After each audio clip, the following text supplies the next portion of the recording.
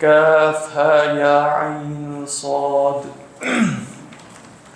ذكر رحمة ربك عبده زكريا إذ نادى ربه نداء خفيا قال رب إني وهن العظم مني واشتعل الرأس شيبا ولم أكن بدعائك رب شقيا وإني خفت الموالي من ورائي وكانت امرأتي عاقرا فهب لي من لدنك وليا يرثني ويرث من آل يعقوب واجعله رب رضيا يا زكريا إنا نبشرك بغلام اسمه يحيى لم نجعل له من قبل سميا قال رب أنى يكون لي غلام وكانت امرأتي عاقرا وقد بلغت من الكبر عتيا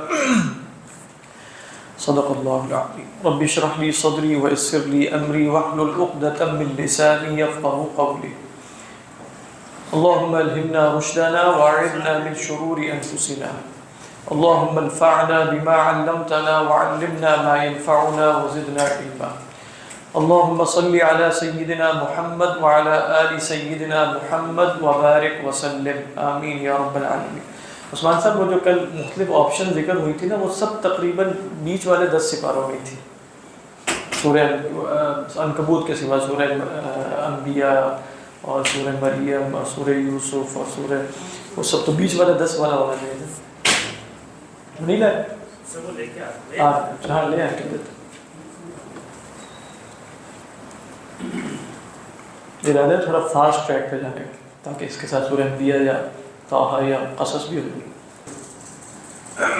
ذکر رحمت ربک عبدہ زکریا. دیکھیے سورہ مریم بالاتفاق مکی صورت ہے اور اس کے حوالے سے اللہ کے رسول صلی اللہ علیہ وسلم سے اس کا نام سورہ مریم مروی بھی ہے. وہ روایت ہے طبرانی کی اور حاکم نے مستدرک میں نقل کی. ایک صاحب تھے جن کا نام ہے ابو مریم، صحابہ میں سے ایک صاحب. وہ اللہ کے نبی صلی اللہ علیہ وسلم کے پاس آئے صبح سویرے خوشی خوشی اور کہنے لگے کہ یا رسول اللہ انی ولدت لی البنت اللیلہ، کہ میری رات کو ایک بیٹی پیدا ہوئی ہے تو ماذا اسمیہا، اس کا نام کیا میں رکھوں؟ تو اللہ کے رسول نے فرمایا کہ نزلت علی اللیلہ سورۃ مریم، میرے اوپر آج رات سورہ مریم نازل ہوئی، فسمیہا مریم، تو تم اس کا نام مریم ہی رکھ دو. تو پھر وہ صحابی، یہ حدیث اس مطلب موضوع وغیرہ نہیں ہے لیکن اس کی صحت و ضعف میں اختلاف ہے، لیکن بہرحال اس درجے میں قابل قبول ہے. تو وہ صحابی مشہور ہو گئے پھر ابو مریم کے نام سے، ابو مریم. تو ایک اعتبار سے جیسے سورہ مریم جس رات نازل ہوئی اسی رات وہ بنت پیدا ہوئی تو ان کا نام بھی جیسے مریم رکھا گیا. امام بخاری علیہ الرحمہ اور بعض دوسروں نے اس کا نام سورہ کاف ہے یا عین صاد بھی نقل کیا، یعنی سورہ مریم یا سورہ کاف ہے یا عین صاد. ترتیب نزولی کے اعتبار سے جو اس کا رقم بیان کیا گیا ہے وہ ہے 44 نمبر، یعنی مکی صورت ہے اور ترتیب کے اعتبار سے 44ویں نمبر پر نازل ہوئی. باقی سورہ مریم جو ہے اس کے حوالے سے کچھ تابعین سے روایات مروی ہیں.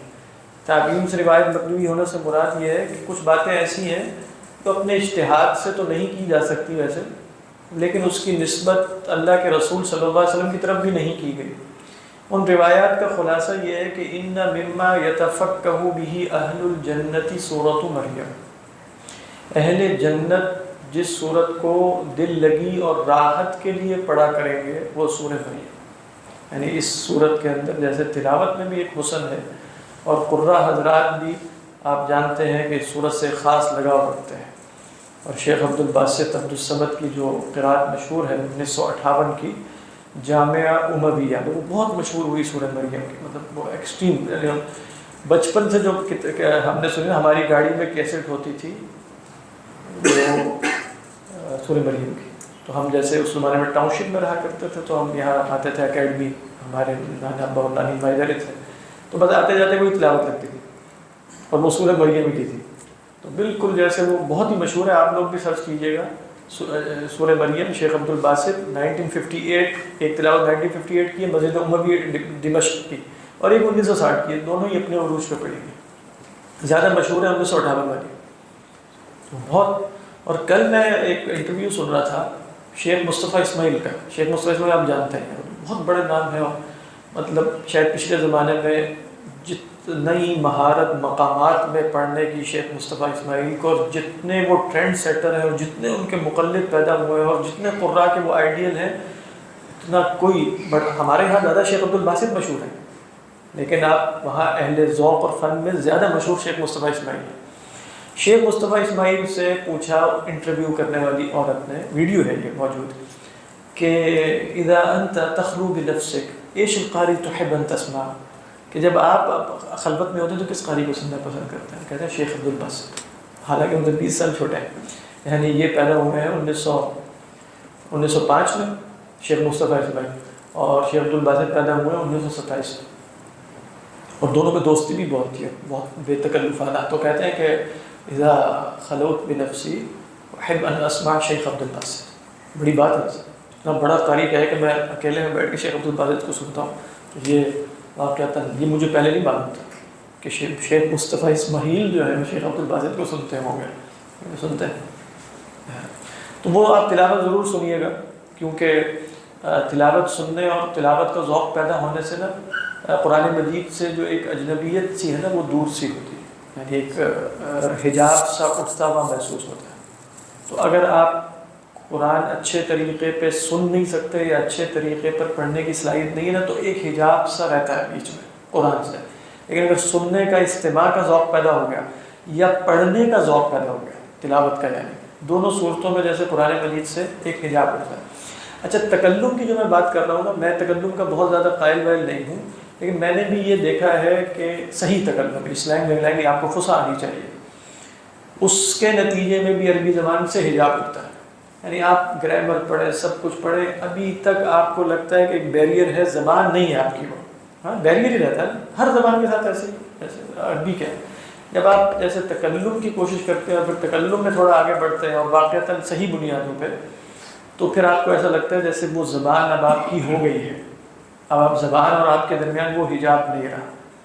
تو یہ فائدہ ہے خصوصا. اس لیے آپ دیکھیں ہمارے ہاں یہ نہیں ممکن تھا کبھی بھی تاریخ میں صاحب علم ہو, صاحب علم, اور وہ عربی زبان میں طلاقت اور فصاحت کے ساتھ گفتگو نہ کر سکتا ہو, اس کا کوئی امکان نہیں تھا.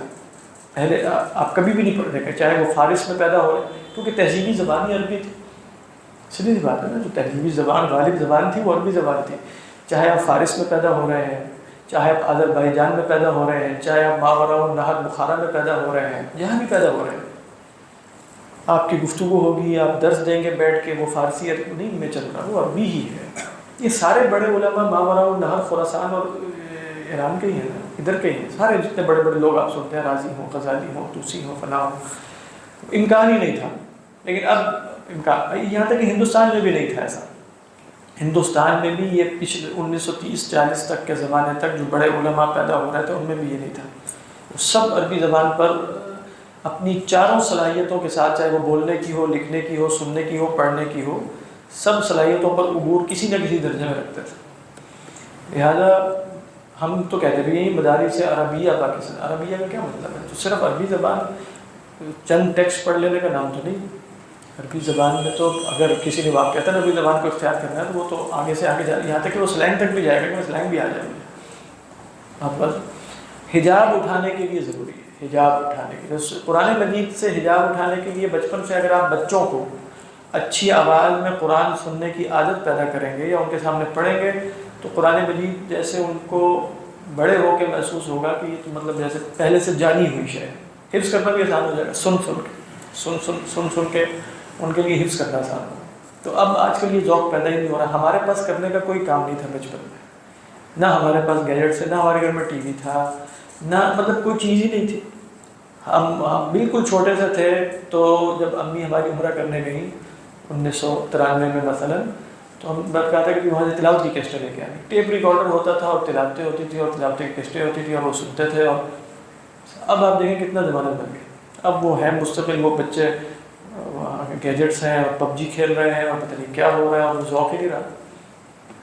ابھی تو جو اگلی نسل آئے گی جو اب پروان چڑھ رہی ہے، اس کے بارے میں غور و فکر ہی کرنا چاہیے کہ ہونا کیا ہے مستقبل میں، کیونکہ بالکل ان کے اندر اس طرح کا ذوق ہی نہیں رہا۔ تلاوت بیٹھ کے سننی پڑتی ہے، آپ بیٹھے ہوئے سننے چلے جا رہے ہیں۔ اب تو اس طرح کا دماغ سلو موشن میں کام بھی نہیں کر سکتا کہ آپ کسی شے کو ٹھہر ٹھہر کے سن سکیں، ٹھہر ٹھہر کے پڑھ سکیں، ٹھہر ٹھہر کے دیکھ سکیں۔ تو فاسٹ ٹریک پہ سب کچھ چل رہا ہے۔ اب آپ دیکھیں اس گیمیں بھی جو چل رہی ہوتی ہے نا، ایک عام آدمی سے وہ دیکھی نہیں جاتی، وہ یوں ہر وقت حرکت ہی ہوئی چلے جاتی ہے، اس میں دیکھنا مشکل ہوتا ہے نا، آنکھوں میں درد ہونا شروع ہو جاتا ہے، وہاں لگے ہوئے اور کئی کئی گھنٹے کھیلے چلے جا رہے ہیں، اتنی ان کی جو ہے وہ۔ لیکن اگر انہیں کہا جائے کہ کئی کئی گھنٹے کتاب پڑھنی ہے جس میں کتاب کی حرکت کوئی نہیں ہوگی، کتاب تو اسٹیٹک ہی پڑھی رہے گی، کیسے پڑھیں؟ وہ سمجھ نہیں آئے گا، آنکھوں میں درد شروع ہو جائے گا، کیونکہ جب تک موومنٹ نہیں ہو رہی آگے اس وقت تک وہ کیسے پڑھیں؟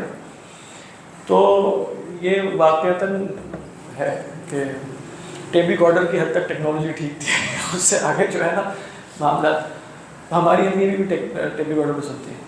اب وہ کل پرسوں وہ ہمارے بھتیجے آئے ہوئے تھے، تو وہ کہہ رہے ہیں اچھا یہ چیز کیا ہے، ان کو سمجھ نہیں آ رہا ٹیپ ریکارڈر کیا چیز ہوتی ہے، اور یہ کیسٹس کیا۔ اچھا وہ کہہ رہا ہے یہ ذرا سی ڈی اندر کیسے ڈالتے ہیں؟ ہم نے کہا سی ڈی نہیں ہے، یہ کیسٹ ہے، کیسٹ کا کوئی تصور نہیں ہے۔ حالانکہ یہ ہم کوئی 1500 سال پرانا شخصیت تو نہیں ہے، 15-20 سال پہلے ہی کہ ٹیپ ریکارڈر سن رہے تھے، اور وہ ٹیپ ریکارڈر کا نہیں پتہ کہ ٹیپ ریکارڈر کیا ہے۔ تو اور پھر جب ٹیپ ریکارڈر پہ آپ سنتے تھے نا، تو ایک کیسٹ میں 1 ہی گھنٹہ ہوتا ہے نا، یا 60 کی کیسٹ ہوتی تھی، 60 منٹ کی یا 90 کی، آپ جانتے ہیں 90 منٹ کی، 1.5 گھنٹے کی۔ تو اس میں اب آپ کو کیسٹیں کتنی سنبھال کے رکھنی پڑتی ہیں، اور ہر کیسٹ کی ایک خاص قدر اور عزت ہوتی تھی کہ بھئی یہ اگر خراب ہو گئی تو اس کے اندر جو تلاوت ہے تو وہ بہت محفوظ کر کے رکھی جائے گی، اور واقعتاً جیسے اگر وہ لگا کر سننی ہے تو پھر سننے ہی کے لیے ہے۔ اب یہ تو نہیں ہو سکتا تھا کہ بھئی ایک اتنی سی چیز میں جو ہے وہ ہزاروں تلاوتیں آ جائیں کہ اس کی بالکل وقت ہی ختم ہو جائے، بے قدری ہو جائے۔ تو وہاں ایک کیسٹ تھی بس، ایک کیسٹ میں 1 گھنٹہ ہے، اس میں مشہور تلاوت موجود ہے، تو وہ رکھی ہوئی ہے، اگر خصوصی طور پہ نکال کے اس کو ڈال کے سنا جائے گا، الگ فرق ہے نا، پورا نظام ہی فرق ہو جائے گا۔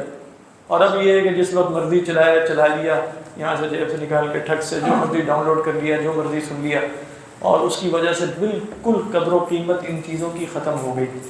میں نے شاید آپ کو بتایا تھا کہ میں تو سائیکل پہ، اور جب موٹر سائیکل آ گئی تو موٹر سائیکل پہ جا کے اردو بازار میں پتہ چلتا تھا ایک فلاں قاری صاحب کے پاس فلاں قاری کی کیسٹیں ہیں، فلاں وہ جو ادھر ہے نا، آپ نے دیکھی ہوگی خانقاہ چڑیا گھر کے ساتھ تھی، خانقاہ امدادیہ، کیا نام تھا اس کا، اس مال روڈ سے جائیں تو لیفٹ سائڈ پہ جو چڑیا گھر کا گیٹ آتا ہے نا، اس کے ساتھ ایک خانقاہ تھی۔ اس خانقاہ میں ایک صاحب موجود تھے تو جن کے پاس یہ تلاوت کی کیسٹیں ہوتی تھی، تو وہاں چلے گئے۔ پھر کوئی جا رہا ہے سعودی عرب تو اس سے کہا کہ بھئی وہ فلاں فلاں کیسٹ لے کر آنا، وہ ادھر جا رہا ہے، تو اس طرح کیسٹیں جمع کی تھی۔ آپ خود ہی سوچیں گے جو کیسٹیں اس طرح جمع کی جائیں گی، اور مطلب کتنے چکر اردو بازار کے مختلف لوگوں کے پاس، قراء کے پاس لگائے کہ بھئی یہ تمہارے پاس یہ کیسٹ ہے۔ پھر ہم کیسٹیں خرید کے لے کے جاتے تھے، تو ان کے پاس وہ جو ہوتا تھا نا ایک بڑا سارا، جس میں ادھر کیسٹ رکھی اور ادھر کیسٹ رکھی، تو یہاں سے یہاں شفٹ ہو جاتی ہے کاپی، تو وہ پھر کیسٹیں خریدنا، اور پھر وہ کون سی والی TDK کی جو کیسٹیں ہیں وہ خریدنی ہے یا ہلکی کوالٹی کی ہے، تو وہ جا کر ریکارڈ کروانی اور پھر جمع کرنی۔ اب وہ مٹی میٹھی پڑی ہے، ایک الماری کے اندر بند پڑی ہے، اور وہ سینکڑوں کے تعداد میں کیسٹیں موجود ہیں، لیکن اب اس میں کوئی ہے کیا کریں۔ ٹیپ ریکارڈر بھی صحیح نہیں ہے گھر کا، وہ امی تو سنتی ہیں یوں کر کے بڑی مشکل سے اس کو، وہ اب کہ بلوٹوتھ اسپیکر سے لگایا اور تلاوت سن لی۔ لیکن میں بتا یہ رہا ہوں کہ اس زمانے میں جو تلاوت کی تاثیر ہوگی نا، وہ بلوٹوتھ اسپیکر اور اس طرح جو چیزیں ایزیلی اویلیبل ہیں ان میں وہ تاثیر اب نہیں رہی۔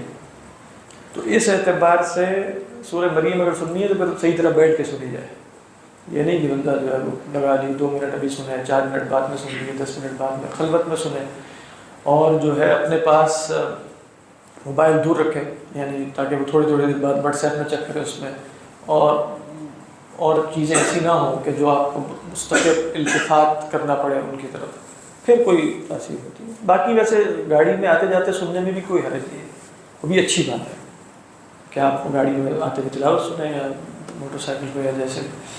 تو بتا میں یہ رہا تھا کہ سورہ مریم جو ہے نا، وہ قراء کی بھی جیسے محبوب صورتوں میں سے ایک صورت ہے کہ قراء اس کو خاص طریقے پہ پڑھتے ہیں، اور شیخ عبدالباسط نے بھی، منشاوی نے بھی، اور شیخ مصطفیٰ اسماعیل نے بھی، شیخ محمود علی البنا، ان سب نے اس کو اپنے اپنے اندازوں میں پڑھا ہے۔ لیکن جو شہرت شیخ عبدالباسط کی 1958 والی تلاوت کی ہوئی، وہ باقیوں کی نہیں ہوئی، وہ ہے بخوب یعنی ذکر، وہ کاف ہا یا عین صاد اس میں کٹا ہوا ہے، وہ شروع یہاں سے ہو رہی ہے، ذکر رحمت ربک عبدہ زکریا۔ اور اس زمانے میں آپ دیکھیں کہ یہ قراء بڑے بڑے موجود تھے، ہم تو کیسٹوں کی بات کریں چلو کہ ہم تو قراء کو اٹھا کے اپنے گھر میں لے آتے ہیں خود بخود، تو اس وقت قراء جایا کرتے تھے ادھر سے ادھر، تو جب پتہ چلتا تھا کہ دمشق میں کہ شیخ عبد الباسط آ رہے ہیں، مسجد اموی میں ان کی محفل ہوگی، اور شیخ خسری آ رہے ہیں تو فلاں جو مسجد ہے الامام الشافعی فی اسکندریہ مصر میں، وہاں تو مطلب لوگوں کا مطلب ازدحام ہوتا تھا، ایسا نہیں ازدحام مکان نہیں کہ باہر دور دور تک لوگ بیٹھے ہوئے، اسپیکر اور شیخ کی تلاوت ہو رہی۔ یہاں بھی جب شیخ عبد الباسط آئے 1966 میں، اور بادشاہی مسجد میں، اور بعد میں بھی اسی طرح جھمگٹا ہے اور ہجوم ہے۔ اب آپ دیکھیں کہ کوئی رجحان ہی نہیں، آتے ہیں قراء بھی مصر کے ادھر ادھر، وہ ہیں بھی سارے فارغ کہ کوئی گانے بجانے کے اسٹائل میں انہوں نے تلاوتیں شروع کر دی ہیں کر کے، اور اس طرح۔ اور ایران کے جو قراء ہیں انہوں نے تو بیڑا غرق ہی کر دیا۔ جو شیخ حامد شاکر صاحب نامی ایک جو قاری ہے نا، اس نے ملال بنا لیا قرآن کو، صحیح بات یہی ہے۔ مطلب آپ دیکھیں کہ ایک عجیب و غریب حلیہ بنا کر اور وہ ہنستے ہوئے بھی تلاوت ہو رہی ہے، اور جو قراء کے خیال جو اصول تجوید کے بالکل خلاف ہے، خلاف ورزی کرتے ہوئے تلاوتیں ہو رہی ہیں، اور اس میں سارا فوکس صرف حسن صوت پہ، اور حسن صوت میں بھی جیسے نغمات ہیں بس، اور وہ گانے ہی لگتے ہیں سارے کے سارے۔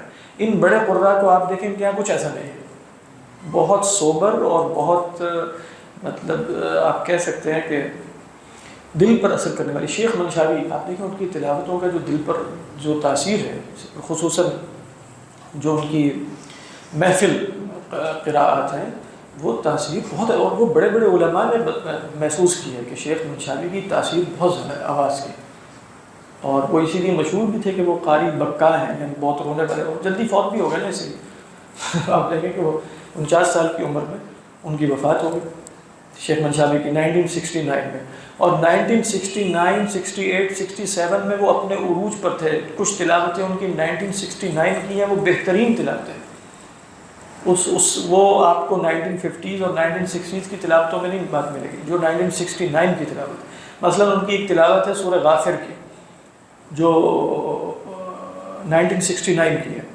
جس میں یہاں سے شروع ہوتی ہے کہ یا قوم انما هذه الحیات الدنیا متاع وان الاخرۃ هی دار القرار، کو 8-10 دفعہ یہ آیت پڑھی، پہلے انہوں نے 8-10 دفعہ ریپیٹ کیا اس کو، اور پھر اس کے بعد من عمل سیئۃ فلا یجزی الا مثلها، اس کو بھی 8-10 دفعہ ریپیٹ کیا، اور پھر آگے وہ خاص تلاوت ہے سورہ غافر کی۔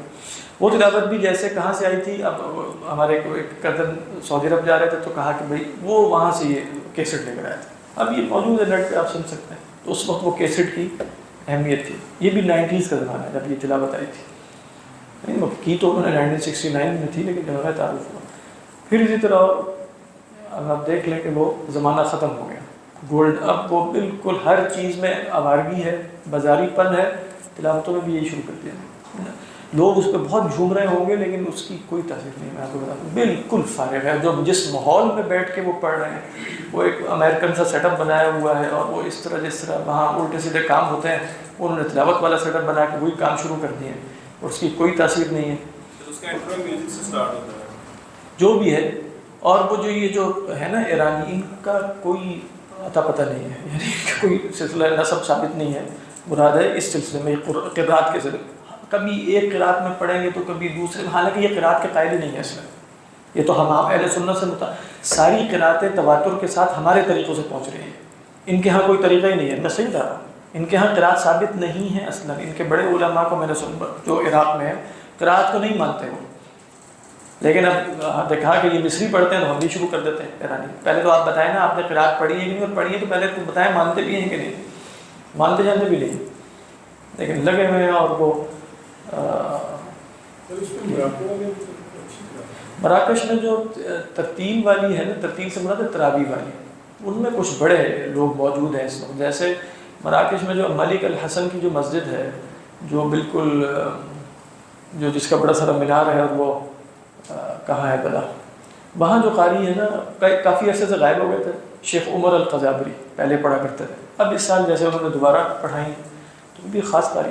پھر آپ دیکھیں شیخ خلیل الحسری کی ترتیل، جو ایک ترتیب وہ جو اس کے اندر حسن ہے لیکن کوئی تکلف نہیں ہے، کسی قسم کی کوئی بات نہیں، وہ افریقہ میں جتنی، اور اللہ کے فضل سے ابھی تک افریقہ میں نا الٹے سیدھے لوگ پیدا نہیں ہو جاتا، جس طرح یہ ایرانیوں نے آ کے کام خراب کیا ہے، تو وہاں چونکہ شیخ خلیل الحصری کا اثر بہت زیادہ ہے، اور وہاں چھوٹے چھوٹے بچے بھی آپ دیکھیں گے تو وہ شیخ خلیل الحصری کے اسٹائل میں پڑھ رہے ہوتے ہیں، اور ان کا تو پورا طریقہ یہی ہے کہ وہ ایک اس میں اجتماعی تلاوت چل رہی ہوتی ہے بچوں کو، اور وہ سب شیخ حصری کے اسٹائل میں پڑھتے ہیں، بہت ہی خوبصورت لگتا ہے، کیونکہ شیخ حصری کی تلاوتیں 1951 میں سب سے پہلے قرآن مجید کی ریکارڈنگ ہوئی تھی، یعنی تاریخ میں پورا قرآن مجید آڈیو شکل میں ریکارڈ ہوا 1951 میں، وہ شیخ خلیل حصری کا تھا، یعنی ان کو یہ شرف حاصل ہے کہ پہلی آواز جو ان کی ہے وہ انہی کی ہے۔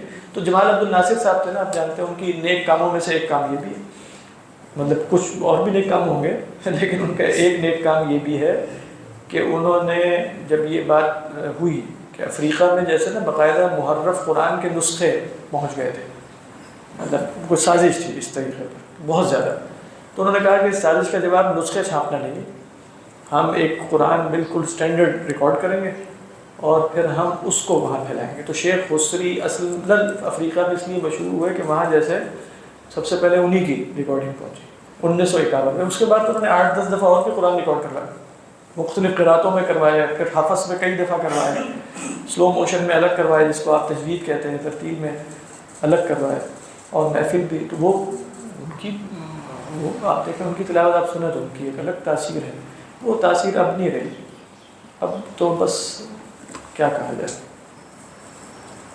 تو خیر کہنے کا مقصد یہ ہے کہ سورہ مریم جو ہے اس کو شروع کرنے سے پہلے ضروری ہے کہ قرآن کا ذکر بھی کیا جائے، کیونکہ قرآن، اور پھر آپ دیکھیں گے جیسے ایک اور بات کہ جو عیسائی حضرات جیسے مسلمان ہوتے ہیں ان میں بھی سورہ مریم سے متاثر ہونے والوں کی کثرت ہے، بہت زیادہ، یعنی آپ بہت سے لوگوں کے حالات دیکھیں یا پڑھیں یا سنیں تو وہ یہی کہتے ہیں کہ سورہ، جیسے شیخ حمزہ یوسف بھی اور بھی دوسرے، سورہ مریم، یعنی سورہ مریم نے جس طریقے پر جو ہے وہ کیپچر کیا ہے اور جس طرح اپنی طرف کھینچا ہے، اور صورتیں خاص طور پہ کیونکہ جو عیسائی ہے اس سے ماقبل محبت ہے سیدہ مریم سے اور سیدنا عیسیٰ علیہ السلام سے، اور جس طریقے پر یہاں قصہ بیان ہوا، اور نجاشی کو بھی آپ جانتے ہیں، یعنی نجاشی کے سامنے بھی یہی صورت تلاوت کی گئی تھی، حضرت جعفر ابن ابی طالب، تیار تو اس وقت وہ نہیں تھے، وہ تو لقب ان کو بعد میں ملا، حضرت جعفر ابن ابی طالب انہوں نے بھی یہ صورت تلاوت کی، اور وہ جو متاثر ہوئے یہاں تک کہ پادری جو ہے جو ایمان نہیں بھی لائے تھے لیکن ان کے بھی آنکھوں سے آنسو جاری ہو گئے۔ جب یہ ایسا بیان ہے کہ شاید حضرت عیسیٰ اور حضرت مریم علیہ السلام کی شان اور عظمت کا ایسا بیان ان کے ہاں بھی کہیں نہیں مل سکے گا، چاہے وہ خدا ہی کیوں نہ مانتے ہیں۔ تو ہم تو خدا نہیں مانتے، ہم تو اللہ کے رسول اور بندے مانتے ہیں، لیکن آپ دیکھیں سورت شروع ہی کیسے ہو گئی، کافھا یا عین صاد ذکر رحمت ربک، اور عبدہ زکریا میں جو تمہید ہے وہ بھی اصلاً حضرت مریم ہی کی طرف لے جانے کے لیے، جیسے ہم جانتے ہیں سورہ آل عمران میں بھی ہم نے تفسیر دجاوی میں دیکھا تھا کہ وہاں جب قالت امرأۃ عمران سے بات شروع ہوئی اور پھر حضرت زکریا تک پہنچی، اور اس کے بعد پھر سیدہ مریم علیہ السلام اور سیدنا عیسیٰ علیہ السلام کا ذکر ہے۔ تو یہ ہے بسم اللہ الرحمن الرحیم، کاف ہا یا عین صاد۔ اب دیکھ رہے ہیں کہ یہاں قراء میں نا بس ایک حروف مقطعات ہیں، الگ الگ پڑھے جاتے ہیں، لیکن ہماری قرأت کیا ہے، کاف ہا یا، ہم نے یہ سب مد ہے، کاف میں نا، کاف میں مد ہے، ہا میں ایک اس کے برابر، کاف ہا یا عین پھر مد ہے، صاد پھر مد ہے، ہماری قرأت اس طرح ہے۔ باقی کچھ قرأت امالے کے ساتھ ہے، وہ کیسے پڑھیں گے، کاف ہے یا ہے، مختلف امالے ہیں، تو ہا نہیں پڑھیں گے، تھوڑا سا ٹلٹ کریں گے اسے۔ اور تیسری قرأت جو متواتر ہے، ہم تو رکیں گے، صاد، رکیں یا نہ رکیں، دونوں صورتوں میں ہم نے کیا کرنا ہے، کاف ہا یا عین صاد ذکر رحمت ربک عبدہ زکریا۔ جو ایک اور قرأت ہے اس میں دال اور ذال کا ادغام ہے۔ کون سے دال اور ذال کا، یعنی صاد کا جو دال ہے جو منہ میں آ رہا ہے، پڑھا جا رہا ہے لیکن لکھا ہوا موجود نہیں ہے، اس کا دال میں ادغام، تو وہ کیسے پڑھا جائے گا، کاف ہا یا عین صاد ذکر رحمت ربک عبدہ، یعنی صاد ذکر، دال نہیں آ رہا، وہ مدغم ہو گیا، کس میں مدغم ہو گیا، ذال۔ یہ بھی متواتر قرأت، یہ بھی قرأت متواتر ہے، لیکن ہماری بہرحال جو قرأت ہے ہمیں اسی میں پڑھنا ہے، کاف ہا یا عین صاد۔ حروف مقطعات ہیں، دیکھیے امام راضی علیہ الرحمہ نے ذکر کیا جیسے مقدمے میں تفسیر کے کہ جہاں بھی حروف مقطعات آتے ہیں اس کے بعد قرآن کی عظمت کا بیان ہے، ہر جگہ، جتنی بھی جگہوں میں 14 ہیں آپ دیکھیں، جہاں بھی آ رہا ہے اس کے بعد قرآن، الف لام میم ذالک الکتاب، الف لام میم تنزیل الکتاب، حامیم تنزیل الکتاب، قاف والقرآن ذی الذکر، قاف والقرآن المجید، صاد والقرآن ذی الذکر۔ ایک آدھ استثناءات ہے جیسے نون والقلم وما یسطرون، وہاں بھی ایک راز یہی ہے کہ والقلم وما یسطرون قرآن لکھنے والے، لیکن دوسری جگہ یہ ہے، یعنی جو استثناءات ہیں کہ جس میں بظاہر کاف ہا یا عین صاد کے بعد قرآن کا الگ سے ذکر نہیں ہے، تو یہاں کیا ہے ذکر رحمت ربک، لیکن علماء نے کہا کہ یہاں بھی قرآن ہی، وہ کیسے؟ اس لیے کہ ذکر رحمت ربک عبدہ زکریا ترکیب کے اعتبار سے خبر ہے، اور اس کا مبتدا کیا ہے؟ مبتدا محذوف ہے، کاف ہا یا عین صاد، ھذا ذکر، ھذا کا اشارہ کس کی طرف جا رہا ہے؟ پھر قرآن کی طرف جا رہا ہے۔ اسی لیے آپ دیکھیں کہ ابھی یہاں تو ذکر رحمت ربی کا ہے نا، جب حضرت مریم علیہ السلام کی طرف کلام منتقل ہوگا تو وہاں آئے گا وَاذْكُرْ فِي الْكِتَابِ ہی آ جائے گا، یعنی الکتاب ہی کی بات چل رہی، وَاذْكُرْ فِي الْكِتَابِ مریم، وَاذْكُرْ فِي الْكِتَابِ ابراہیم إِنَّهُ كَانَ صِدِّيقًا نَبِيًّا، وَاذْكُرْ فِي الْكِتَابِ موسیٰ إِنَّهُ كَانَ مُخْلَصًا، وَاذْكُرْ فِي الْكِتَابِ ادریس، یہی ہے نا آگے، تو ہر جگہ کیا آ رہا ہے؟ الکتاب الکتاب الکتاب، تو یہاں الکتاب کا ذکر کہاں ہے؟ ذکر رحمت ربک میں، ھذا ذکر رحمت ربک، اور ھذا کا مشار الیہ کیا ہے؟ قرآن مجید، بات واضح۔ تو فرمایا ذکر رحمت ربک، ترجمہ واضح، آپ کے رب کی رحمت کا ذکر، عبدہ، عبدہ کس کا مفعول بھی ہے؟ رحمت کا، رحمت مصدر ہے، لیکن آپ جانتے ہیں کہ مصدر فاعل کا اور فعل کا کام کرتا ہے، تو عبدہ حالت نصب میں کیوں ہے کہ بھئی وہ رحمت کس پر ہوئی؟ کس پر ہوئی؟ عبدہ، اللہ کے بندے پر۔ اللہ کے وہ بندے کون تھے؟ ان کا بدل کیا ہے؟ نحوی اعتبار سے زکریا، زکریا کیا ہے؟ عبدہ کا بدل، تو گویا کہا گیا کہ یہ ہم ترجمہ کیوں کر رہے ہیں؟ ھذا جو معذوف ہے اس کی وجہ سے، یہ آپ کے رب کی رحمت کا اس کے بندے زکریا پر ذکر، کیا ترجمہ ہوگا؟ یہ ذکر ہے آپ کے رب کی رحمت کا اس کے بندے زکریا پر علیہ السلام۔ اذ نادا، اب دیکھیے جو اذ ہے نا یہ ظرف ہے، یہ کس کا ظرف ہے؟ دو احتمال ہو سکتے ہیں، وذکر ایک عام احتمال یہ ہوتا ہے کہ جب بھی اذ آ جائے اس سے پہلے اس کا عامل، جیسے میں اذ قال موسیٰ لقومہ، تو ہم ترجمہ کرتے ہیں یاد کرو جب موسیٰ نے اپنی قوم سے کہا، یہ یاد کرو کہاں سے ہے؟ اذکر یعنی۔ اور دوسرا یہاں زیادہ قوی بات کیا ہے کہ یہ آپ کے رب کی رحمت کا ذکر ہے جو کب ہوئی؟ کب ہوئی؟ اذ نادا، یہ ظرف کس کا ہے؟ رحمت کا ظرف ہے۔ بات سمجھ میں آ رہی ہے کہ نہیں؟ یعنی گویا کسی نے پوچھنے والے نے پوچھا کہ اچھا رحمت کا ذکر جو بندے زکریا پر ہوئی کب ہوئی؟ اذ نادا ربہ نداء خفیا، اور یہ بہت اہم بات ہے، اس لیے اہم بات ہے کہ رحمت اس وقت ہوئی جب انہوں نے دعا کی، تو اس کا مطلب یہ ہے کہ گویا دعا جو ہے وہ جلب رحمات کے لیے، یعنی اللہ کی رحمت کو بلانے کے لیے جو اصل کی ہے، جو مفتاح ہے، وہ اللہ کے سامنے عاجزی اور تضرع اور انکساری ہے۔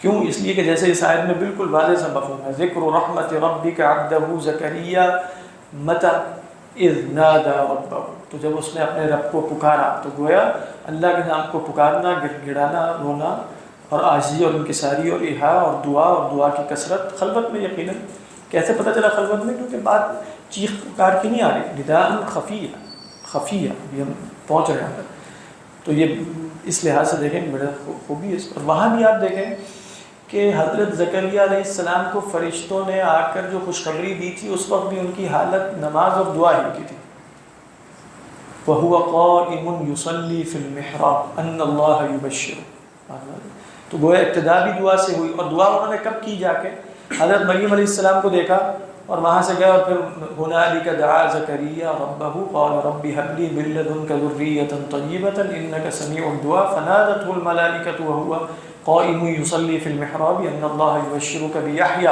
مصدقا بكلمة من الله وسيدا وحصورا ونبيا من الصالحين، اور قال رب أنى يكون، تو فرمایا اذ نادى ربه نداء، نداء کیا ہے؟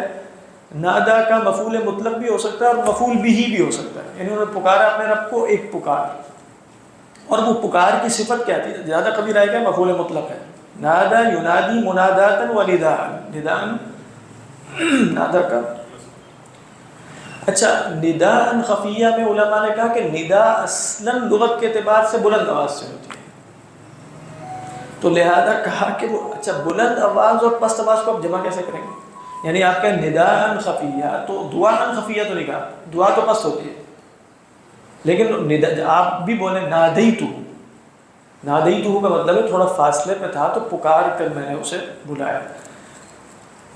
تو کہا کہ ندان کے ساتھ جب اللہ تعالیٰ خفیہ لے کر آئے تو بظاہر تو دو متضاد چیزوں کو جمع کیا ہے کہ ندا بھی ہے اور خفی بھی ہے، لیکن اصلاً بتانا یہ مقصود ہے وہ خفی، لیکن اہتمام اس میں ایسا تھا جیسے ندا میں ہوتا ہے، یعنی ندا میں انسان اپنی قوت لگا کر پکارتا ہے، تو گویا وہ صوت کے اعتبار سے تو ندا نہیں تھی، یعنی صوت کے اعتبار سے وہ خفی تھی، لیکن اپنے اہتمام، کوشش اور دل کی حاضری اور جس شے کو وہ چاہ رہے ہیں اس کی طرف توجہ کے اعتبار سے وہ ندا ہے۔ تو اذ نادى ربه نداء خفیہ، جب انہوں نے اپنے رب کو، خفیہ آپ جان رہے ہیں خفیہ یکفع سے فعیل کا وزن ہے خفی، اور یہ جیسے صورت میں بار بار آئے گا نا، ولیًا شقیًا سمیًا تقیًا، اور یہ مستقل چل رہا ہے آگے، یہ پورا ایک اس کا قافیہ کہیں آپ جو بھی کہیں، یہ مستقل اس صورت میں ہے، اور یہ وزن کیا ہے؟ فعیل کا وزن، خفیًا فعیلا۔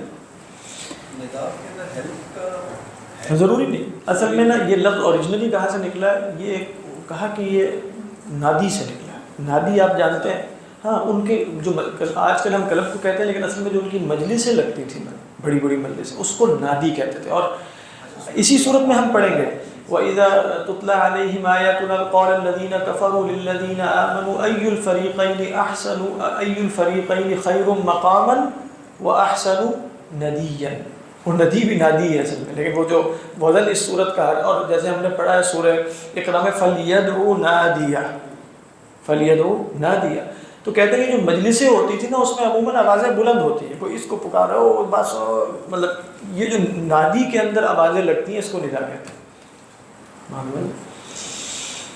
قال رب انی وہن العظم منی، اچھا اب وہ ندائے خفیہ کے بعد جملہ بغیر عطف کیا ہے نا، جب یہ جملہ بغیر عطف کیا ہے تو بہت سے احتمالات ہوتے ہیں، ان میں سے ایک احتمال یہ ہے کہ جو قوی ہے، پوچھنے والے نے کہا کہ وہ ندائے خفیہ تو خفی تھی تو کسی نے سنی نہیں، تو کیا تھی بتاؤ نا پھر، وہ کیا چھپ چھپ کے پست آواز میں انہوں نے کیا پکار لگائی تھی وہ بھی بتاؤ۔ تو اللہ تعالیٰ فرماتے ہیں قولا، تو اب یہ بغیر عطف کیا ہے، یعنی اصل میں تفسیر ہے ندائے خفی کی، یہ کیا ہے؟ ندائے خفی کی تفسیر ہے، کہ وہ ندائے خفی بھی نفسی کیا ہے؟ قولا، قال رب انی وہن العظم منی، کہنے لگے اے میرے رب بے شک میری ہڈیاں کمزور ہو گئی ہیں، میرے جملہ اجزاء میں، منی اصل میں کیا ہے؟ دو رائے ہو سکتی ہیں، ابھی پہلے وہنا پہ، وہنا یہی وہنا ہے کمزور ہونا، کسی بھی شے میں ضعف کا پیدا ہو جانا، ناتوانی کا برپا ہو جانا، کمزور ہو جانا، یہ وہن ہے۔ اس لیے آپ جانتے ہیں کہ حدیث میں وہن کا لفظ ایک اور معنی میں بھی آیا نا، کیونکہ صحابہ تو وہن کو جانتے تھے کہ وہ ضعف ہوتا ہے، حملتہ امہ وہنا علی وہن، اٹھایا اسے اس کی ماں نے کمزوری پر کمزوری جھیلتے ہوئے، تو وہن تو سب کو معلوم ہے کہ کیا ہوتا ہے۔ تو اللہ کے رسول نے جب کہا نا کہ بھئی وہ امتیں تمہارے اوپر ٹوٹیں گی اور اس طرح ہوگا اور اس طرح ہوگا، تو پوچھا کہ صحابہ نے کہ امن قلتی یومئذ، امن قلتی یومئذ، کیا اس دن ہم تھوڑے ہوں گے؟ قال بل انتم یومئذ کثیر، اس دن تم بہت زیادہ ہوں گے، ولکنکم غثاء کغثاء السیل، اور پھر آپ نے فرمایا یصیبکم الوہن، تمہیں ایک وہن کی بیماری آئے۔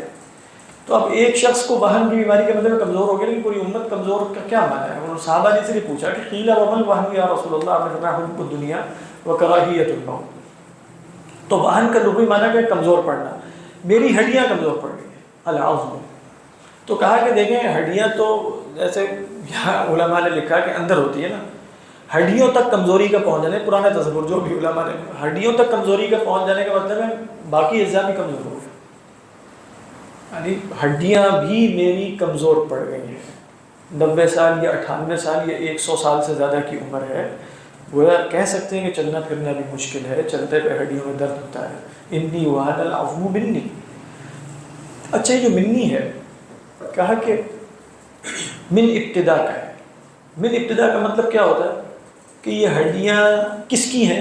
میری ہیں، یعنی آپ من ابتدا کا، جیسے آپ کہیں کہ میں کراچی سے نکلا تو آپ کہیں گے خرج تو من کراچی، کراچی ہے، تو یہ من کراچی، من کیا ہے؟ میرے خروج کی ابتدا کہاں سے ہوئی ہے؟ اس کو کہتے ہیں من للابتدا، اس کو کیا کہا جاتا ہے؟ یعنی میرا خروج مبتدا ہوا، اس کی بدایت کیا ہے، اس کی ابتدا کیا ہے؟ من کراچی۔ تو بعض نے کہا کہ یہ من سے مراد ہے وہن العظم منی ای وہن عظمی، یعنی اصل میں وہ ہڈیاں کس کی ہیں؟ منی، وہ میری اپنی ہڈیوں کی بات کر رہا ہوں، انی وہن العظم منی۔ سمجھ میں آ رہی ہے کہ نہیں؟ اس صورت میں یہ من بیانیہ ہے یا ابتدائیہ ہے، جس میں وضاحت ہے کہ وہ ہڈیاں میری ہیں۔ دوسری رائے یہ کہ من تمیز کا، یعنی انی وہن العظم منی، میرے جملہ اعضاء میں بہت سے اعضاء ہیں، ان میں میری ہڈیاں کمزور پڑ گئی، یعنی یقیناً ان کے اندر صرف ہڈیاں تو نہیں ہیں، اور بھی بہت کچھ ہے۔ تو اب اس کے دو معنی ہو سکتے ہیں کہ میرے جملہ اعضاء میں سے ہڈیاں کمزور پڑی ہیں، تو خود ہی دلیل پکڑ لو کہ باقی تو بالاولیٰ ہی کمزور ہوں گے۔ اگر ہڈیاں بھی کمزور پڑ گئی ہیں تو پورا جسم بھی ناتواں ہو گیا۔ یہ جیسے ابن عاشور علیہ الرحمہ نے معنی بیان کیا، بعض علماء نے معنی یہ بیان کیا کہ وہ کہنا یہ چاہ رہے ہیں کہ وہ نبی ہے، نبی کمزور نہیں پڑتا، اس کی ہمت ہمیشہ جمع رہتی ہے۔ اب وہ بتا رہے ہیں کہ جسم کمزور پڑ گیا، جسم کمزور پڑ گیا، جسم پر تو ناتوانی طاری ہوتی ہے۔ تو میں یہ نہیں کہہ رہا کہ کل میں بالکل کمزور ہو گیا اور لاچار ہو گیا، نہیں، جو اللہ کے ذکر کرتے ہوں اور نبی ہوں وہ یقیناً ان کے اندر اور قسم کی قوتیں بھی ہوتی ہیں، ابھی تو عند ربی یطعمنی ویسقین۔ تو بتانا یہ چاہ رہے ہیں کہ میں ظاہراً کمزور پڑ چکا ہوں، اور ظاہراً کمزور پڑنے میں جو علامت ہے وہ میری ہڈیوں کو کمزور پڑنا۔ تو من اس صورت میں کیا ہے؟ تبیز کا، انی وہن العظم منی۔ اس کے بعد ایک استعارہ اختیار کیا جو عربوں کے ہاں تھا۔ عرب کیا کرتے تھے؟ جو بڑھاپے کے سفید بال ہیں اسے شعلے سے تشبیہ دیتے ہیں، اور جو جوانی کے سیاہ بال ہیں انہیں فحم سے، کوئلے سے تشبیہ دیتے ہیں۔ اور دونوں میں ویسے آگ ہی ہوتی ہے، یعنی وہی جیسے کہہ رہے ہیں کہ وہ کوئلہ جو ہے وہی بھڑک جائے گا نا بعد میں، تو وہ شعلہ بن جائے گا۔ تو پہلے وہ کوئلہ اور پھر اس کے اندر آگ موجود تھی اور پھر وہ باہر آ گئی، وہ شعلہ ہو گیا۔ تو سفید بال کیا ہیں؟ اس کو کہیں گے کہ یہ آگ کی طرح بھڑک رہے ہیں، اور کالے بالوں کو کہیں گے کہ یہ کوئلے کی طرح سے آئے۔ تو یہ ان کے بہت سے اشعار میں یہ مفہوم پایا جاتا ہے کہ بالوں کو تشبیہ دیتے ہیں ان دو چیزوں سے۔ تو اب یہ کیا کہنا چاہ رہے ہیں؟ واشتعال الرأس۔ اب اس کا لغوی معنی یہ ہے، اشتعال کہتے ہیں شعلے کا برپا ہو جانا، کسی شے میں شعلہ لگ جانا، آگ لگ جانا۔ میرے سر میں آگ لگی، لغوی معنی یہی ہے۔ لیکن اب آپ کہیں گے آگ کیسے لگ گئی ہے؟ تو آگے تمییز آ رہی ہے، واشتعال الرأس شیبا، بات واضح ہے، بڑھاپے کی وجہ سے۔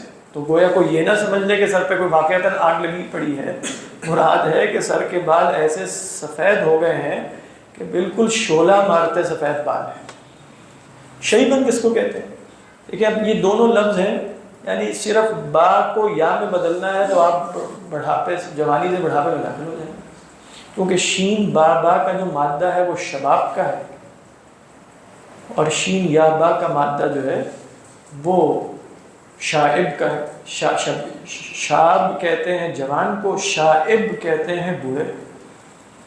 تو دونوں میں شین اور با تو کامن ہے، بس با اور یا کا فرق۔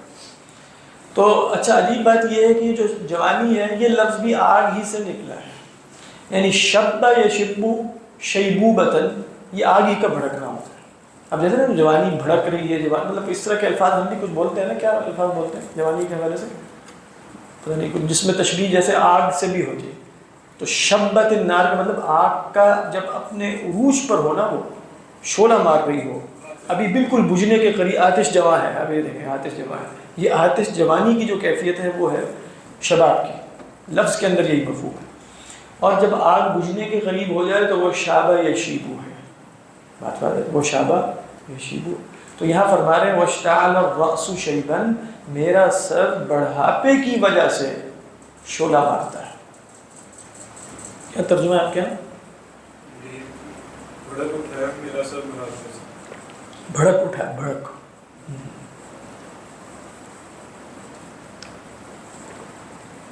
اس کے بعد کیا کہتے ہیں؟ وَلَمْ أَكُنْ بِدُعَائِكَ رَبِّ شَقِيًّا، اور میں نہیں تھا. لم اکن کا مطلب ہے کبھی بھی نہیں تھا. جب آپ ماضی میں لم اکن کہہ رہے ہیں تو کیا ماضی میں 10 منٹ کی نفی ہوتی ہے یا ہمیشہ کی نفی ہوتی ہے؟ ہمیشہ کی نفی ہوتی ہے. سمجھا؟ لم اکن کبھی بھی نہیں تھا.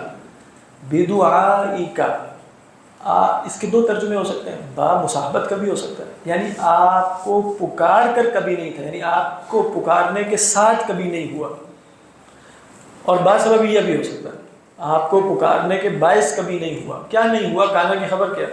اچھا ربی تو ندا ہے، یعنی لم اکم بدعائک یا ربی، اے میرے رب آپ کو پکار کر میں کبھی بھی نہیں ہوا. کیا نہیں ہوا؟ شقیہ، نامراد. شقیہ یشقا. شقیہ یشقا کس کو کہتے ہیں؟ شقیہ یشقا کہتے ہیں جو مراد نہیں پا رہا اپنی. ٹھیک ہے، جیسے یہ لفظ ہمیشہ سعید کے اپوزٹ آتا ہے، سعید کے.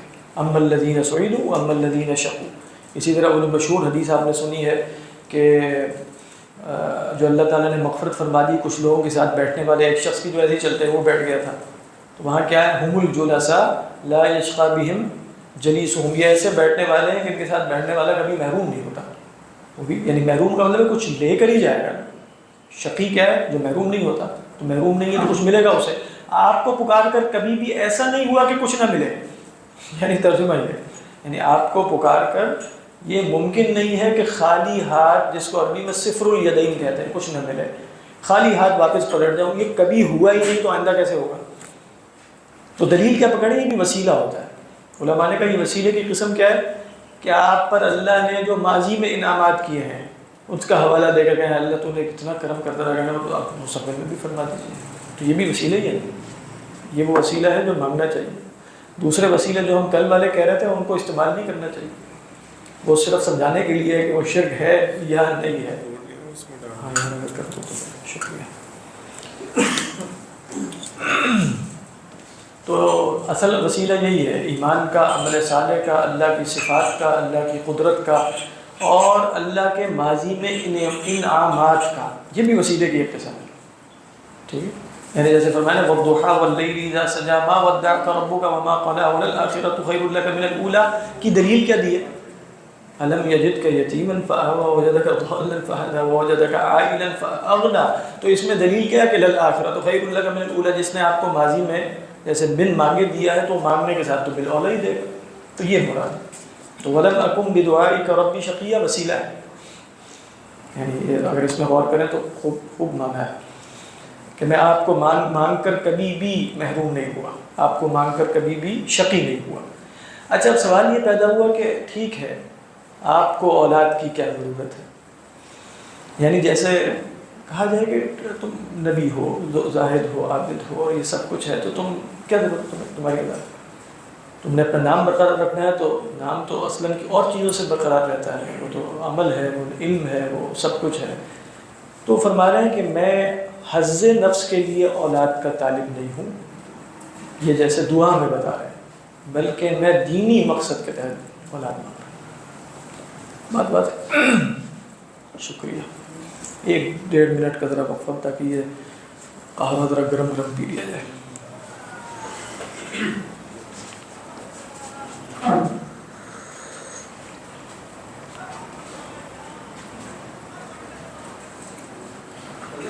تو فرماتے ہیں کہ یہ دعا میں کیوں کر رہا ہوں؟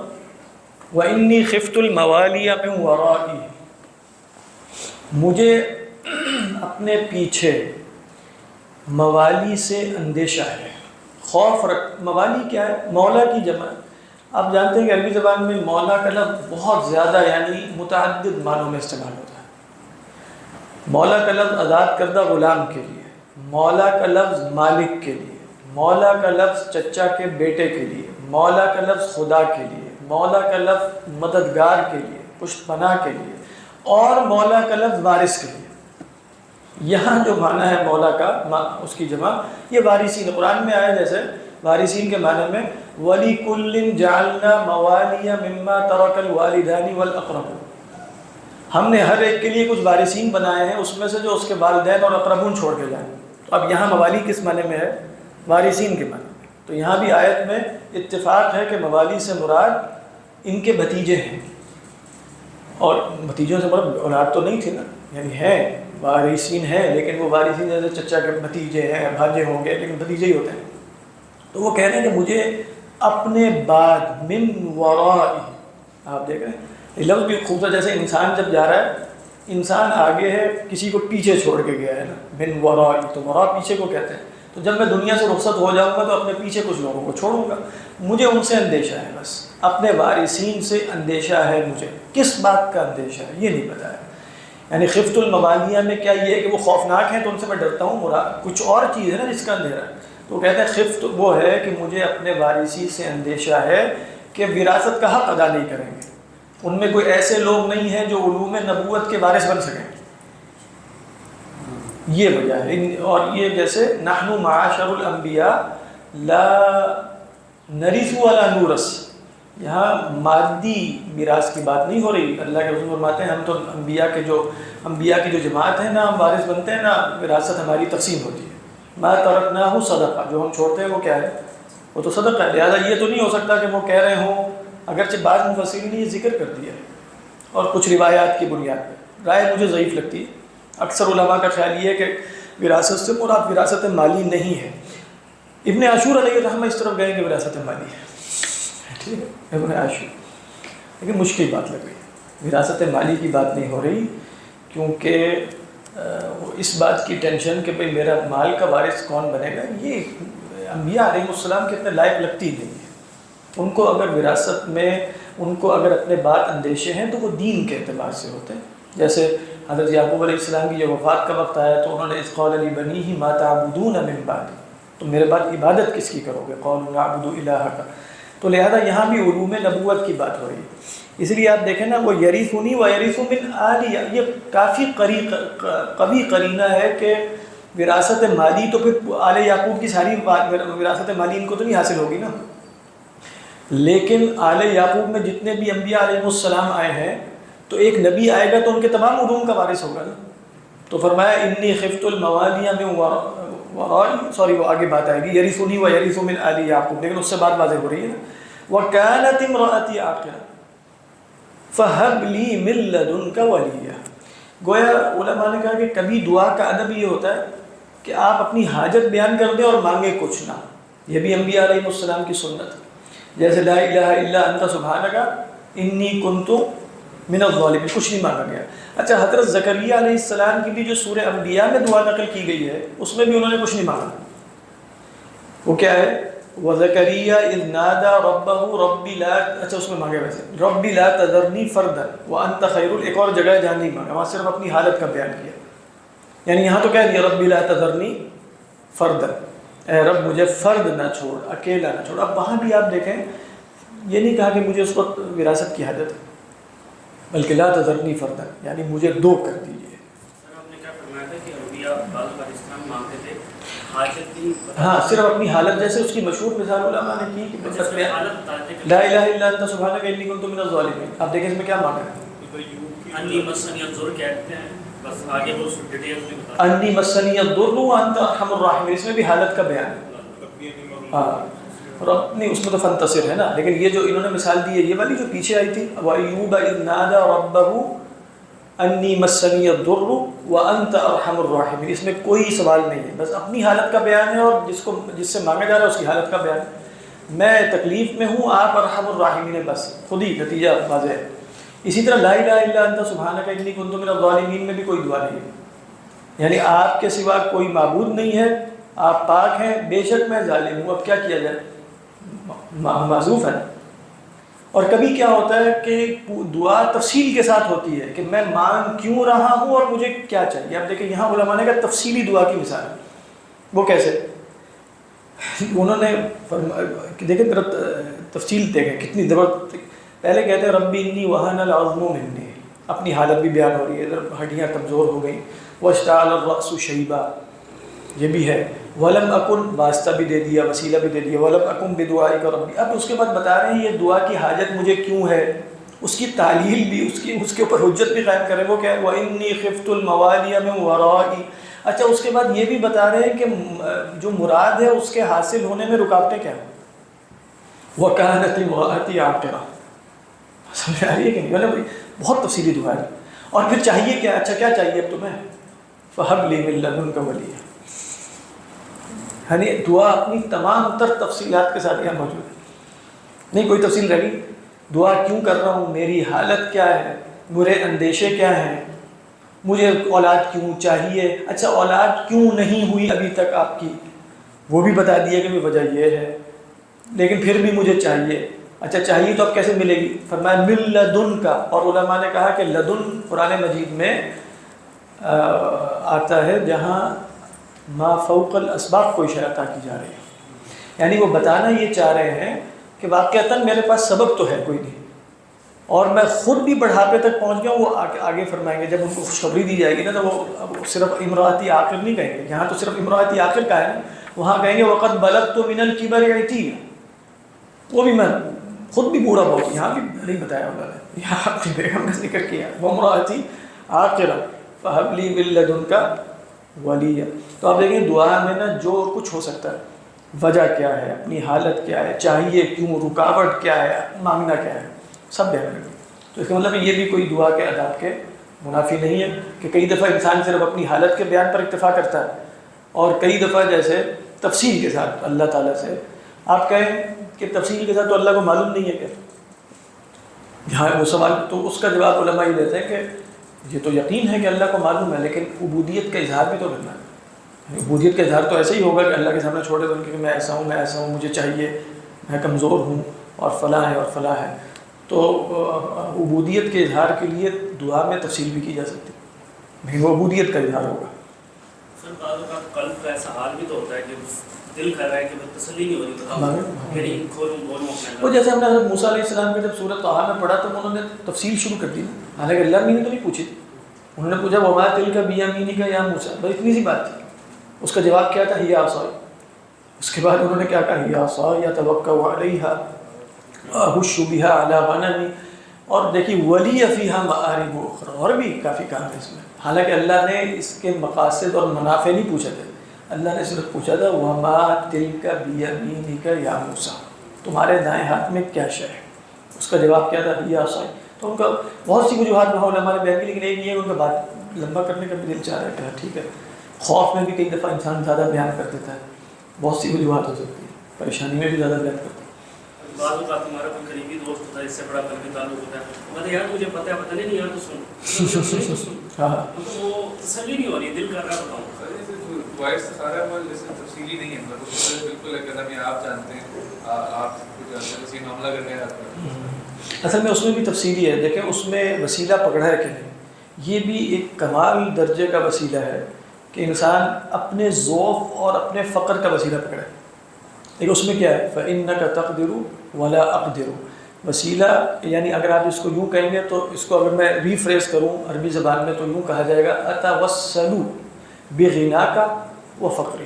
میں آپ کی جناب میں وسیلہ پکڑتا ہوں آپ کے غنا کا اور اپنے فقر کا، دونوں وسیلے پکڑے.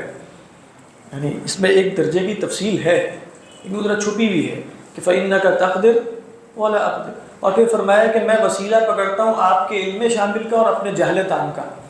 یعنی إِنَّكَ تَعْلَمُ وَلَا أَعْلَمُ. تو کیا کہنا چاہ رہے ہیں، میں وسیلہ پکڑ رہا ہوں کہ آپ عالم ہیں اور میں جاہل ہوں، یہ وسیلہ ہے.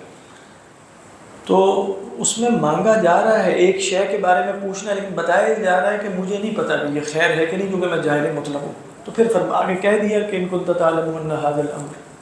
تو اس میں جیسے هَذَا الْأَمْرَ میں بتا بھی دیا کہ میں کرنا تو چاہ رہا ہوں یہ کام، یعنی اس میں ایک نوع کی رغبت ہے، تبھی آپ استخارہ کر رہے ہیں. اگر نہیں استخارہ کیوں کرنا ہے جب کوئی کام کرنے کا سرے سے پیش نظر ہی نہیں ہے تو استخارہ تو نہیں کیا جائے گا. تو فَإِن كُنتَ تَعْلَمُ أَنَّ هَذَا الْأَمْرَ. اور اس میں بھی آپ دیکھیں مقدم کس شے کو رکھا ہے، خَيْرٌ لِّي فِي دِينِي وَمَعَاشِي وَعَاقِبَةِ أَمْرِي فَاقْدُرْهُ لِي وَيَسِّرْهُ لِي ثُمَّ بَارِكْ لِي فِيهِ. اور وَإِن كُنتَ فَإِنَّكَ تَعْلَمُ وَلَا أَعْلَمُ وَأَنْتَ عَلَّامُ الْغُيُوبِ، یہ بھی ہے نا اس کے بعد۔ تو فرمایا کہ وَكَانَتِ امْرَأَتِي عَاقِرًا، کانت کیوں کہا، وَامْرَأَتِي عَاقِرًا کیوں نہیں کہا؟ آگے جیسے کہیں گے بھی وَامْرَأَتِي عَاقِرًا وَقَدْ بَلَغْتُ مِنَ وہاں بھی کانت ہی ہے، اس لیے کہ یعنی 70-80 سال گزارے ہوں گے ان کے ساتھ مستقل، یعنی کہہ رہے ہیں کبھی بھی ایسا، یعنی ایسا کبھی نہیں ہوا کہ انہیں کبھی حمل ہوا ہو یا کچھ اس طرح کی صورتحال، ہمیشہ سے پہلے دن سے وہ بانجھ ہے۔ وَكَانَتِ امْرَأَتِي عَاقِرًا، اور میری جو عورت ہے وہ بانجھ۔ آخر ہم پہلے بھی دیکھ چکے ہیں، وہ عقر سے ہے، عقر یعقر کاٹنے کو کہتے ہیں، تو آخر اس عورت کو کہتے ہیں جس کی اولاد منقطع ہو، یعنی کٹی ہوئی ہو، اولاد نہ ہوتی ہے، وہ کیا ہے؟ عاقر۔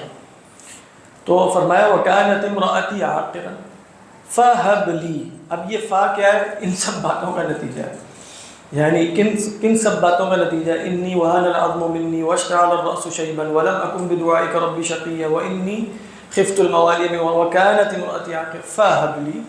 اچھا آپ کہیں وَكَانَتِ امْرَأَتِي عَاقِرًا کا تو مطلب یہ ہے کہ پھر اولاد نہ دے مجھے، یعنی اس کے فوری بات کیا ہے؟ فَهَبْ لِي۔ وَكَانَتِ امْرَأَتِي، عجیب لگ رہا ہے نا، وَكَانَتِ امْرَأَتِي عَاقِرًا فَهَبْ لِي، ہونا تو یہ چاہیے تھا کہ وَكَانَتِ امْرَأَتِي غَيْرَ عَاقِرٍ فَهَبْ لِي، کیونکہ میری عورت جو ہے وہ بانجھ نہیں ہے لہذا مجھے عطا کیجیے۔ یہاں کیا ہے؟ اور چونکہ میری عورت بانجھ ہے لہذا مجھے عطا کیجیے۔ کیسے اس کو؟ اس لیے کہ حب کا لفظ ہے، حب ہوتا ہی وہی ہے کہ جو بغیر استحقاق کے، اور ہبہ ہے نا یہ، وہابہ یہب، اور آگے لدن بھی آ رہا ہے، لہذا دعا بالکل ہاں واقعتاً سبب موجود نہیں ہے لہذا اپنی جناب سے دیجیے نا پھر، یعنی اپنی جناب سے سبب پیدا فرمائیے، سبب تو ہے ہی نہیں، یہ بات سمجھائیں۔ لہذا فا کے اندر جو تعلیل ہے وہ بالکل زبردست ہے، یعنی ان سب باتوں کا تقاضا یہ ہے کہ چونکہ اسباب موجود نہیں ہیں لہذا خاص اپنی جناب سے بطور تحفتاً مجھے اولاد عطا فرمائے۔ فَهَبْ لِي مِن لَّدُنْكَ وَلِيًّا۔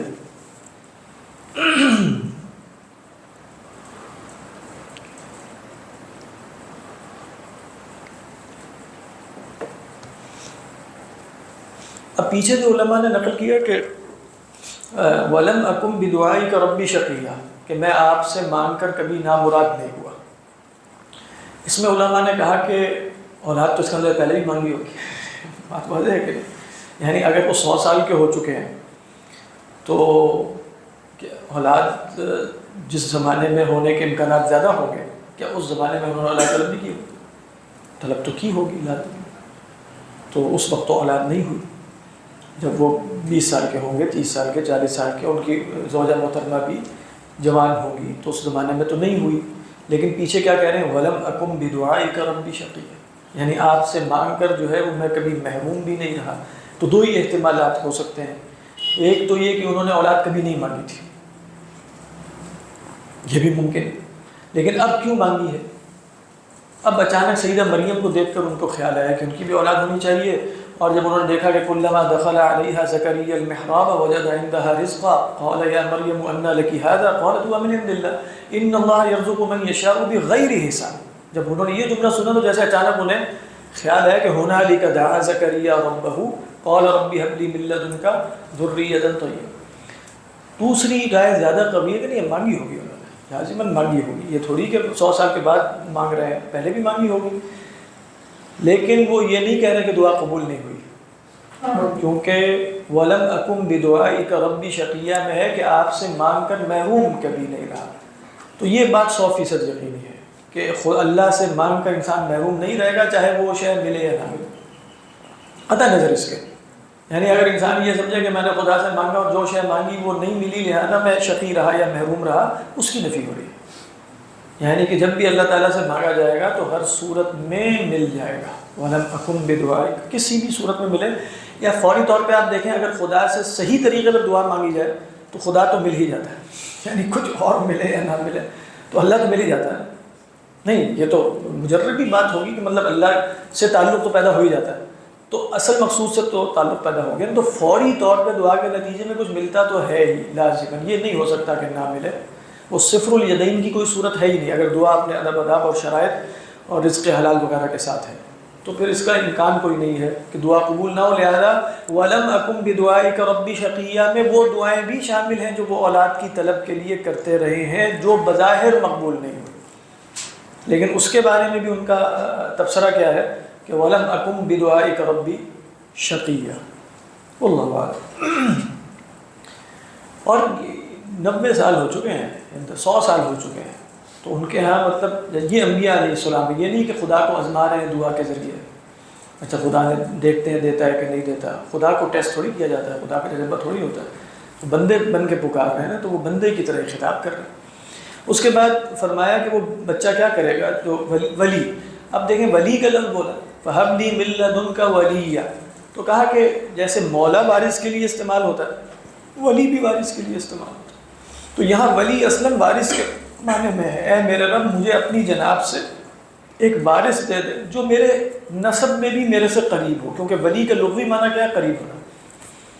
ولی کس کو کہتے ہیں, قریب کو کہتے ہیں. واو لام یا کا جو مادہ ہے اس کا لغوی معنی قربت کا ہے.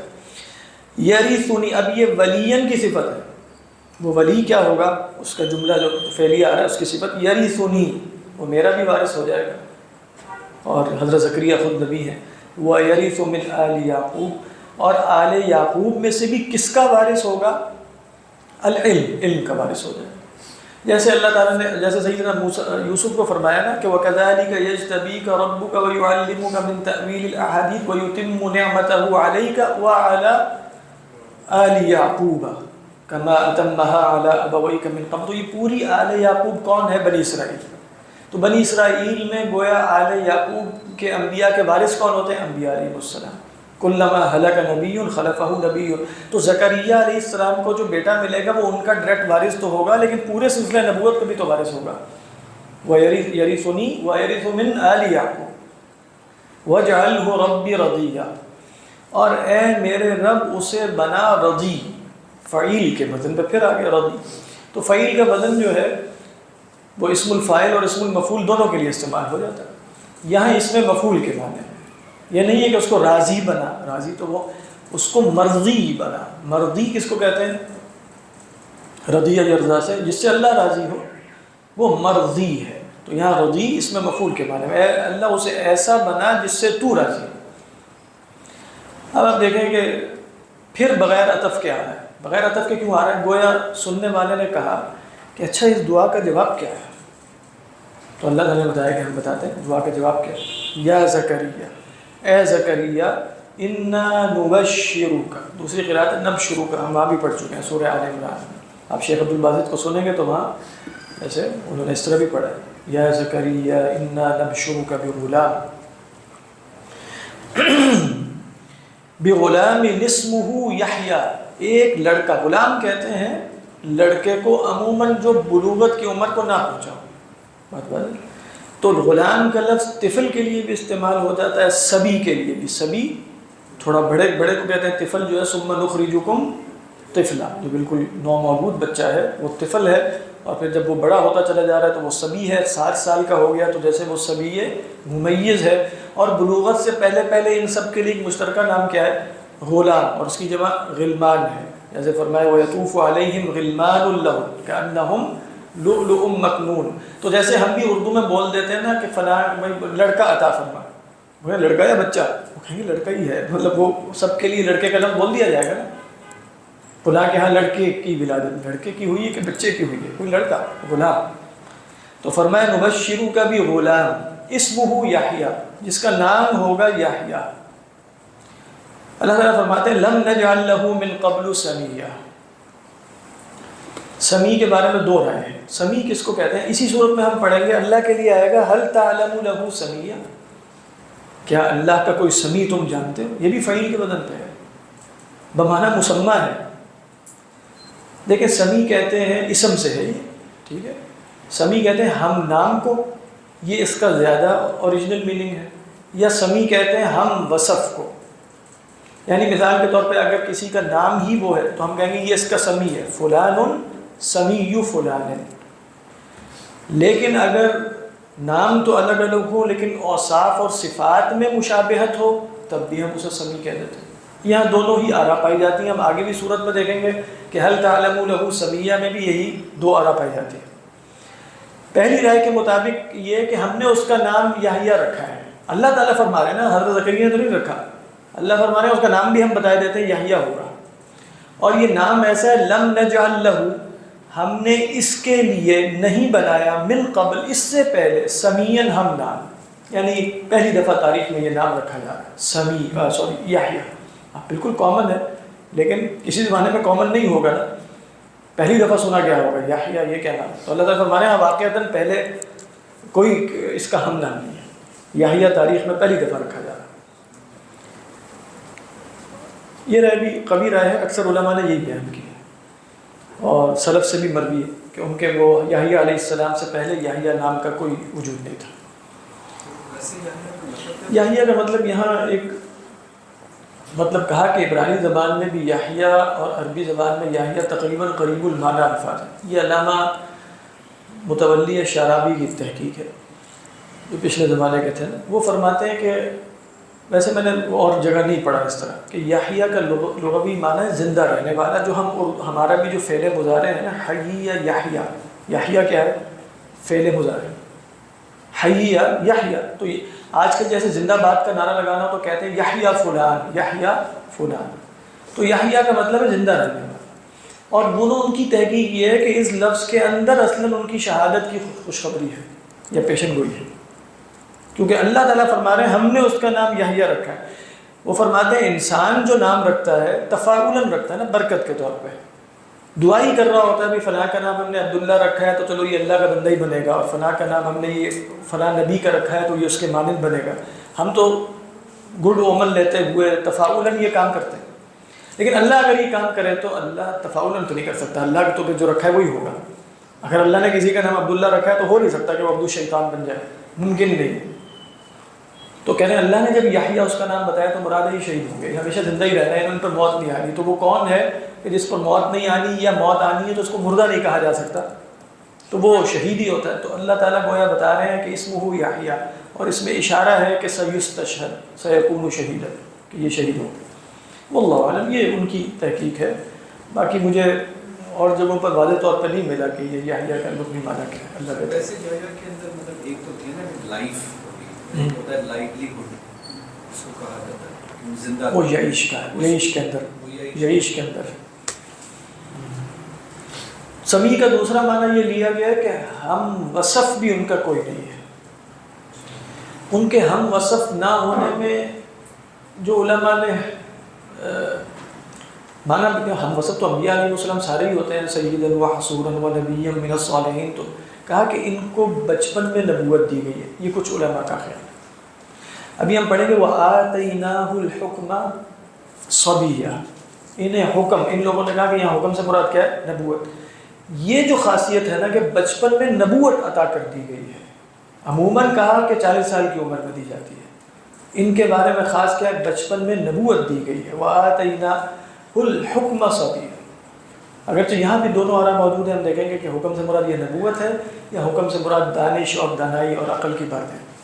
لیکن جن لوگوں نے کہا کہ ان کے ہم وصف کوئی نہیں تھا، تو ہم وصف میں اب کوئی ایسا وصف نکالنا ہے نا کہ جو دوسروں میں نہ پایا جائے، تو وہ یہ بتایا وَآتَيْنَاهُ الْحُكْمَ صَبِيًّا وَحَنَانًا مِن لَّدُنَّا وَزَكَاةً. انشاءاللہ کل مکمل کرتے ہیں اس کو.